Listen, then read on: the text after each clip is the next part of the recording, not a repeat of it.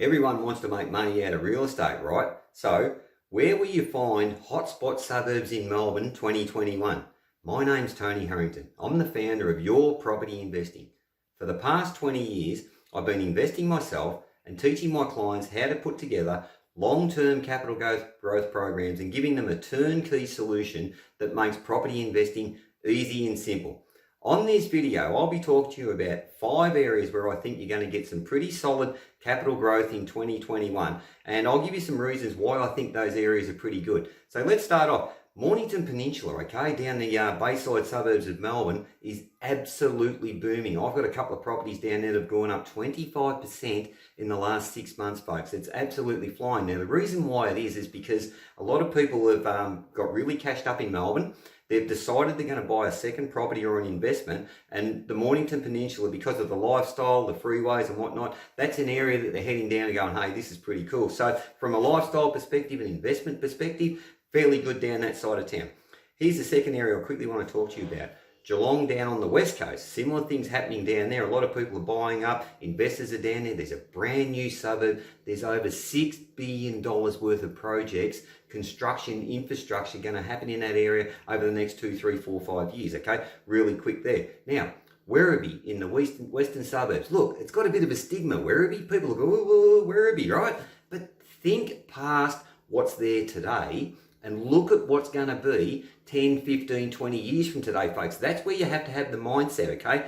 I've seen Werribee prices moving really quickly and really fast, and I think it'll still continue to grow because that area of population growth is projected to go up by around about 185,000 over the next 10 to 15 years. There's also plans for an $8 billion mini city out there, right? Get with that.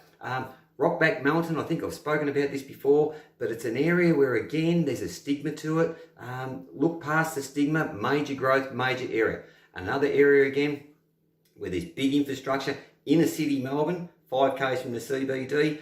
Look where the major metro tunnel train stations will be. North Melbourne, folks, has been completely rezoned. There's high rises going up. There's a major train station there that's part of the major, I think it's $11 billion metro rail project.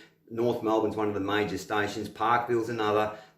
If you're looking in those, there's also, folks, look at West Melbourne, which is just sitting on the edge of the CBD. If you're in that price point and you can afford that type of investment, again, stick to the middle ring, okay? If you're looking, say 4 to, within 3 to 6, 7, 8 k's from the CBD, you generally won't go too far wrong, right? Areas beside those areas which could do even better, right? So if you're looking around the Brunswick area, looking at the Coburg area, Coburg's got around about $4.5 billion worth of projects. Moonee Valley, $1.2 billion on the Moonee Valley racetrack. You've central Moonee Valley's already booming, going through the roof. Caulfield is another out the other side. $1.3 billion happening out at Caulfield racetrack. When you know and understand this stuff, folks, you'll do well in real estate. You want to make sure, though, to find the hotspot suburbs in Melbourne, just look for the big projects. Just look for the big infrastructure. Just look where it's all happening, folks. That's what shops, cafes, retail, shopping centres, transport, all the basics. That's what you do. Here's my tip for you on this one.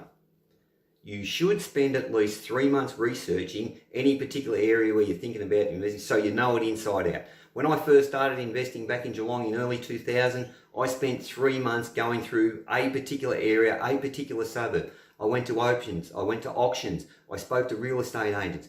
By the time I was ready to buy, folks, I knew what was a good buy, I knew what was a good price, and my first investments I actually bought undervalued, folks, because I knew the market, I knew the area. So my advice to you here is do at least 3 months of research.